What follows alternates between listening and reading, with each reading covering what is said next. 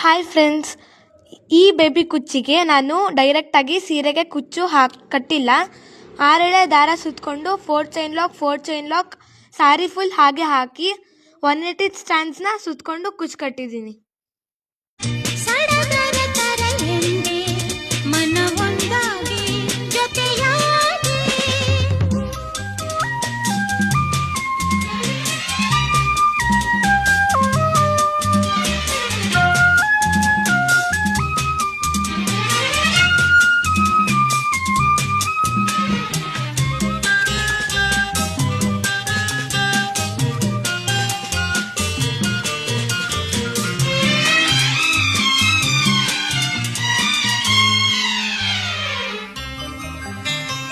ಉರಿ ಬಿಸಿಲು ತಂಪಾಯ್ತು ನಿನ್ನ ನೋಡಲು ಮೈಯೇ